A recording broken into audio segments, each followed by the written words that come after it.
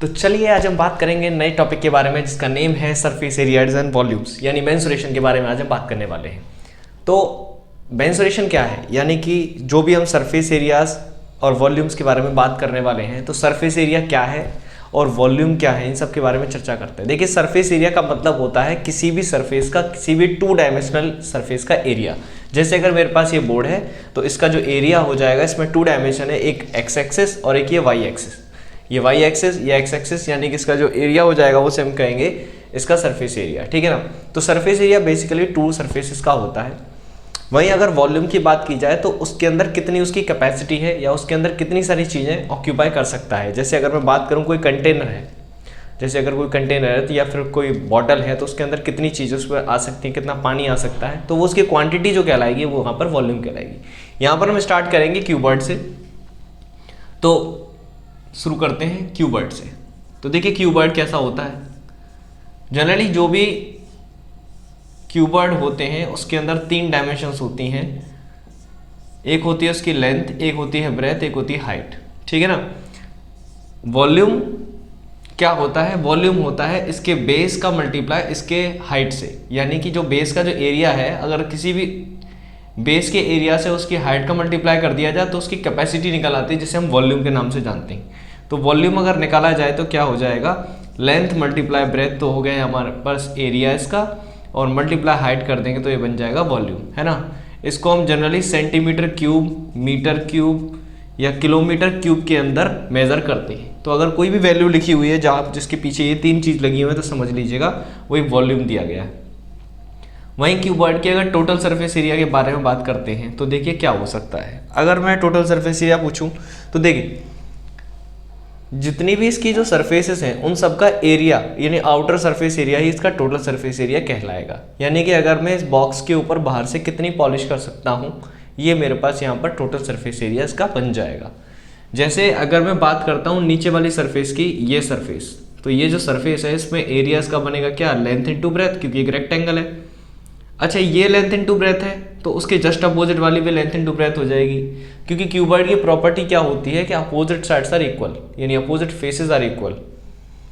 तो एक length into breadth तो ये वाली सरफेस, एक लेंथ इंटू ब्रेथ ये वाली सरफेस, तो 2 लेंथ इंटू ब्रेथ हो जाएंगी, plus similarly breath into height, यानी कि ये वाली सरफेस और इसके सामने वाली भी, तो 2 ब्रेथ इंटू हाइट हो जाएगा, प्लस एक सामने वाली सरफेस ये वाली, जैसे बोलेंगे लेंथ इंटू हाइट, और जस्ट उसके पीछे वाली लेंथ इंटू हाइट, तो 2 लेंथ इंटू हाइट हो जाएगा हमारे पास 2 ब्रैकेट में LB plus BH plus LH।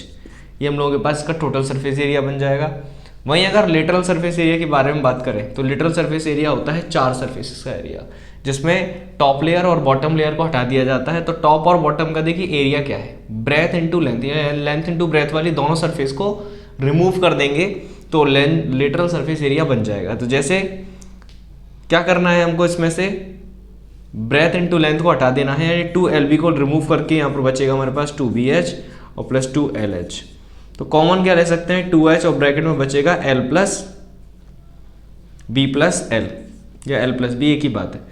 Total surface area और लेटरल सरफेस एरिया, जितने भी लेटरल सरफेस एरियाज होते हैं वो सारे के सारे सेंटीमीटर स्क्वायर, मीटर स्क्वायर या किलोमीटर स्क्वायर के अंदर मेजर किए जाते हैं, ठीक है ना। तो यहां तक होगी क्यूबर्ड की बात।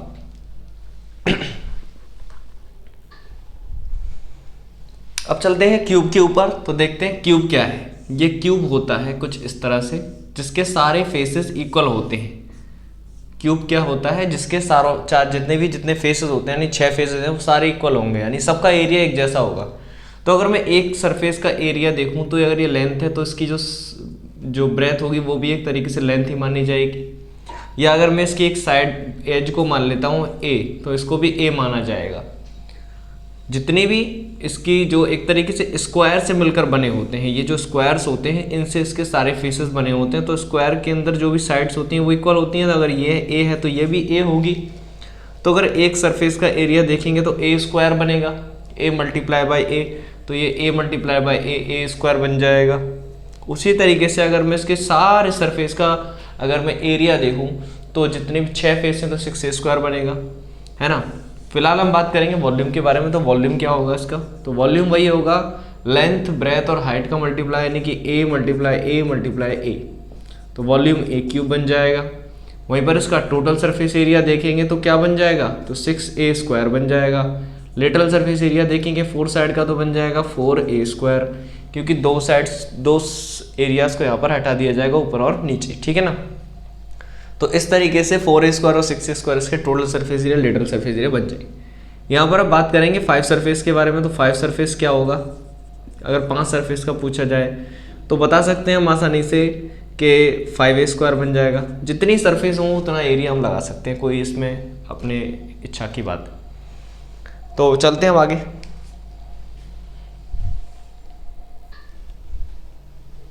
अगला टॉपिक है सिलेंडर।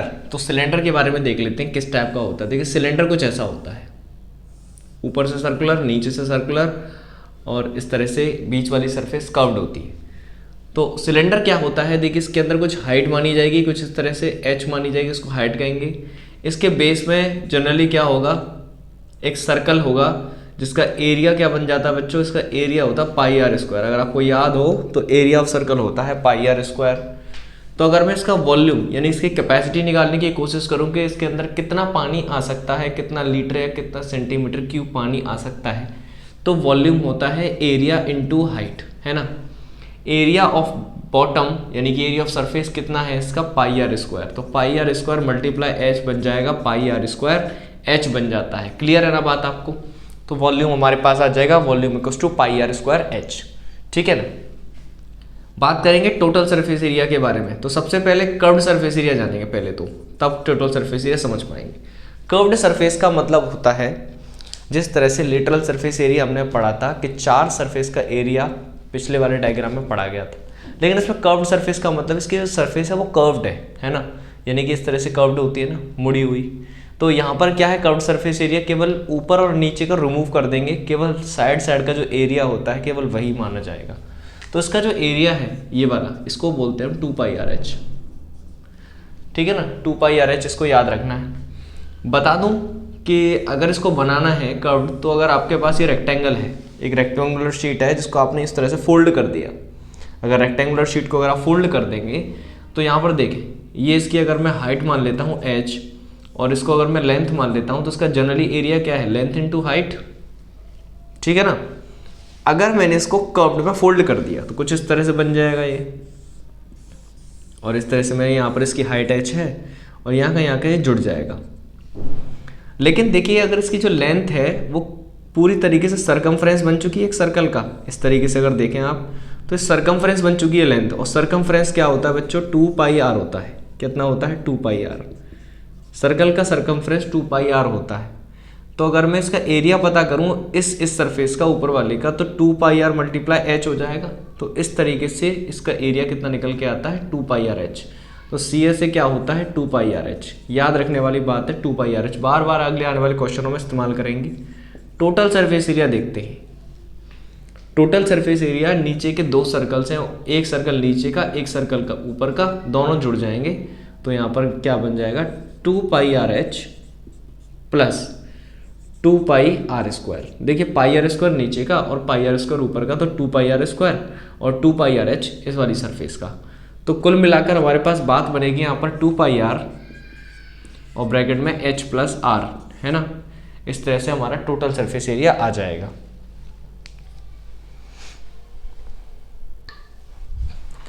चलिए नेक्स्ट टॉपिक है कोन। कोन के बारे में चर्चा करेंगे। कोन क्या है, देखिए कोन एक तरीके से कुछ इस तरह का सरफेस हो, इस तरह का एक शेप होता है। एक कैप होती है हमारी, कैप जिसे हम बर्थडे कैप जो होती है, कुछ इस टाइप का इसका सीन होता है।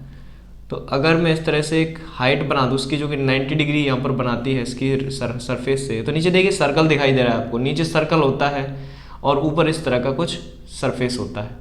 तो 90 डिग्री अगर मैं इसको मानूँ तो यहाँ से लेकर यहाँ तक, तो इसकी हो जाएगी बच्चों हाइट। इस बात को याद रखना कि हाइट हमेशा 90 डिग्री वाली को ही मानेंगे।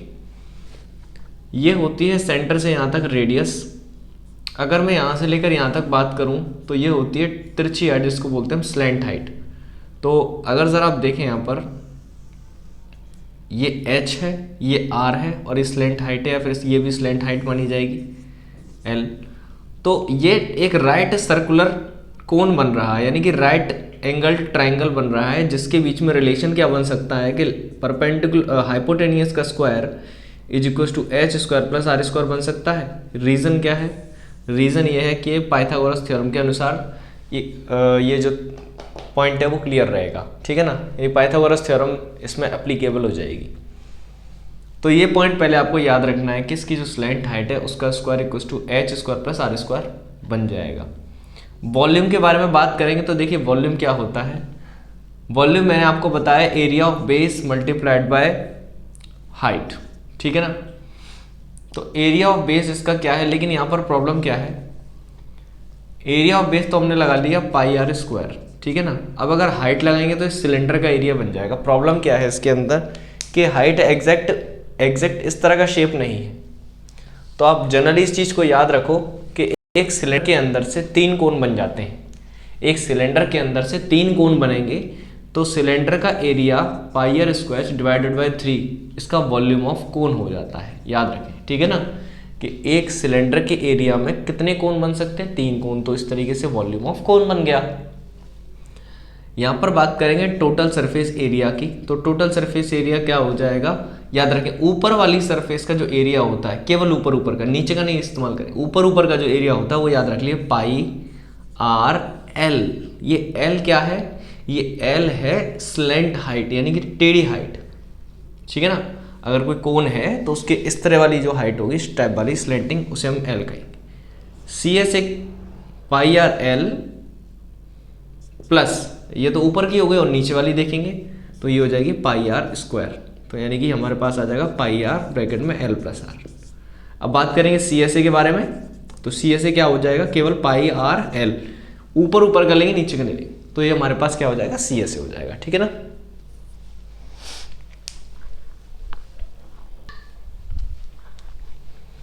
चलिए नेक्स्ट टॉपिक है स्फीयर, SPHER, स्फीयर। स्फीयर क्या होता है, कुछ इस तरह का शेप होता है, एक अपने ग्लोब टाइप जो सर शेप होता है फुटबॉल, उसे हम कहेंगे स्फीयर। स्फीयर देखिए क्या होता है, सेंटर से यहाँ तक का जो होता है उसे कहते हैं हम रेडियस। इसके लिए जनरली वॉल्यूम आपको याद करना है, तो 4/3 पाई आर क्यूब, ये क्यूब पहली बार आया, याद रखें, अच्छे से ध्यान रखना। वॉल्यूम ऑफ स्फीयर होता है यहाँ पर पावर/3 पाई आर क्यूब। यहाँ पर इसका टोटल सरफेस एरिया या CSA कह लीजिए एक ही होता है स्फीयर में, ये होता है 4 पाई आर स्क्वायर, ठीक है ना। वहीं अगर इसका आधा कट पीस कर दिया जाए यानी कि हेमीस्फीयर बना दिया जाए,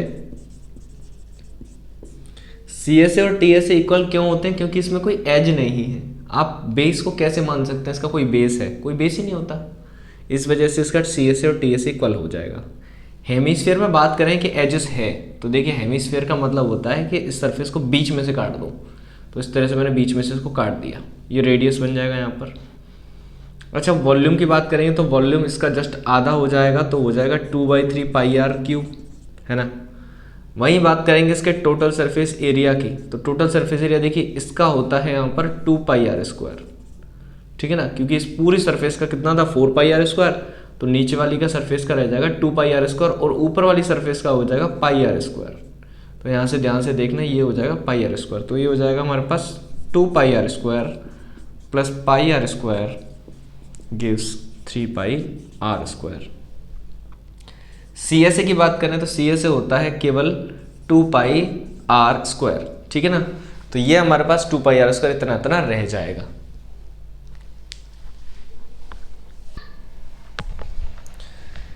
तो देखिए ऐसे क्वेश्चनों को कैसे किया जाता है। क्वेश्चन कह रहे हैं कि metallic spheres of radius 6 centimetre, 8 centimetre और 10 सेंटीमीटर के 3 मेटालिक स्फीयर हैं।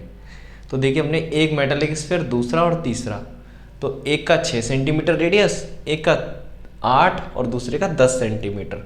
तीनों का जो रेडियस है वो एक मिला के कंबाइंड, एक इनको मेल्ट करके और नया रेडियस, नया एक स्फीयर बनाया जाता है, जिसका रेडियस हमें पता करना है। कैसे करेंगे, तो हमेशा याद रखें किसी भी 3 चीज़ों को या 2 चीज़ों को अगर मेल्ट किया जाए चाहे वो कोई सा भी शेप हो, उन्हें मेल्ट करके कोई नई चीज़ बनाई जाती है तो याद रखें हमेशा उनका वॉल्यूम में चेंजेस आते हैं, यानी कि उनका वॉल्यूम दोनों का एक, ये कह सकते हैं कि लेफ्ट हैंड साइड का और राइट हैंड साइड का जो वॉल्यूम होता है इक्वल होता है, यानी कि इन तीनों का जो वॉल्यूम होगा वो इस बड़े वाले के वॉल्यूम के इक्वल माना जाएगा, ठीक है ना।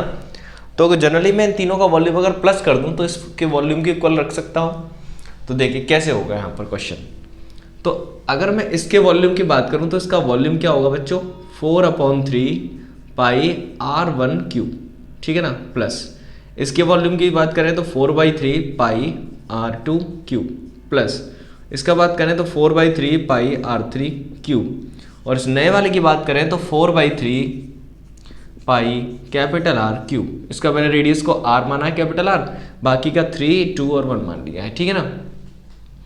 तो देखिए इन तीनों से क्या कॉमन आ सकता है, पहले तो यहाँ पर 4/3 पाई कॉमन ले लेंगे तो अंदर बचेगा R plus R2 cube plus R3 cube, और इज इक्वल्स टू में आ जाएगा 4/3 पाई R क्यूब। यहाँ से देखिए 4/3 पाई से 4/3 कैंसिल हो जाएगा और बचेगा अपने पास R1 cube plus R2 cube plus R3 cube gives capital R cube. तो R1 कितना है 6, तो 6 का क्यूब, 8 का क्यूब और 10 का क्यूब, जो कि हो जाएगा R क्यूब की इक्वल, है ना। सॉल्व करेंगे तो 6 6 जा 36, 6 जा 216, 8 8 जा 64, 8 जा 512 और प्लस 1000, ये हो जाएगा R क्यूब की इक्वल। तीनों को जोड़ेंगे तो कितना बनेगा देखिए 8 2 7 1728 बनेगा R क्यूब। तो R इज इक्वल टू हो जाएगा क्यूब रूट ऑफ 1728।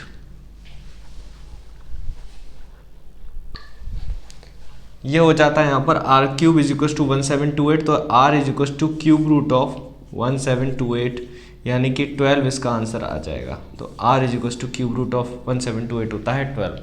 तो बड़े वाले की रेडियस कितनी बन जाएगी 12। एक और क्वेश्चन करते हैं अगला। देखिए एक और क्वेश्चन देख लेते हैं। क्वेश्चन कह रहे हैं कि एक 20 मीटर डीप वेल, यानी कि एक कुआं है जो 20 मीटर गहरा है। तो मैं यहाँ पर एक कुआं बना देता हूँ। तो कुछ इस तरीके से ये हमारा कुआं होगा, जो कि सिलेंड्रिकल शेप का ही होता है जनरली कुआं। 20 मीटर गहरा है, तो 20 मीटर गहरा बना दिया। विद डायामीटर 7 मीटर, उसका जो डायामीटर है वो 7 मीटर का है। कह रहे हैं इस डग खोदा जाता है and the earth from digging, और जो इसके अंदर से जो इसकी मिट्टी है is evenly spread out to form, उसको इस तरह से फैलाया जाता है इक्वली अमाउंट में टू फॉर्म ए प्लेटफॉर्म, ताकि उसका एक प्लेटफॉर्म बन जाए। तो प्लेटफॉर्म कुछ इस तरह का बनेगा। याद रखें प्लेटफॉर्म जो होता है हमेशा क्यूबॉइडल होते हैं। कुछ इस तरह का प्लेटफॉर्म होगा जो क्यूबॉइड टाइप दिखेगा। प्लेटफॉर्म 22 मीटर बाय 14 मीटर, तो 22 मीटर ये हो जाएगा और 14 मीटर ये हो जाएगा, ठीक है ना। फिर कह रहे हैं find the height of the platform, तो वह कितना ऊंचा बनेगा। तो इसके लिए भी मैंने आपको बताया था कि अगर किसी भी चीज़ को, एक बार इससे पहले बताया था कि किसी चीज़ को मेल्ट करके जब बनाया जाता है तो उसमें भी वॉल्यूम का इस्तेमाल। जब इसका सारा वॉल्यूम निकाल कर हमने इससे प्लेटफॉर्म बनाया तो इसका जो वॉल्यूम है वो इसके वॉल्यूम के इक्वल हो जाएगा, ठीक है ना। तो इसका वॉल्यूम और इसका वॉल्यूम इक्वल कर देंगे। तो इक्वल कैसे करेंगे, तो देखिए वॉल्यूम ऑफ सिलेंडर होता है pi r² h is equals to, और वॉल्यूम ऑफ कीबोर्ड होता है length multiply breadth multiply height.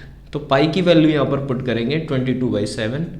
Radius अगर निकालें तो 7/2 और 7 में, और हाइट का h कितना है यहाँ पर 20 है, याद रखें। इसे h1 और इसे h2 कर देंगे। इज इक्वल्स टू लेंथ कितनी है इसकी 22, ब्रेथ कितनी है इसकी 14, और h का पता नहीं, तो h निकालना है। तो देखिए क्या क्या चीज़ें कट सकती हैं।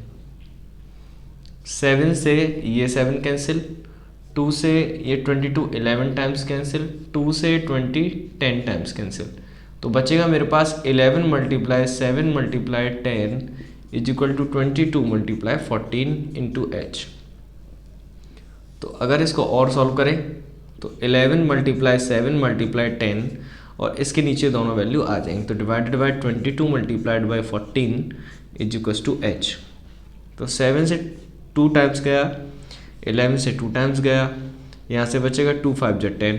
तो यहाँ पर हाइट कितनी आ जाएगी बच्चों 5/2, यानी कि हाइट आ जाएगी यहाँ पर 2.5। यहाँ पर कह रहे हैं मीटर है तो मीटर मानेंगे, ठीक है ना। तो इतनी हाइट आ जाएगी 2.5 मीटर। तो जनरली बस हमें इतना करना होता है कि दोनों का वॉल्यूम को निकाल कर इधर रखना होता है। तो इस टाइप के क्वेश्चन ये इस तरह से होंगे।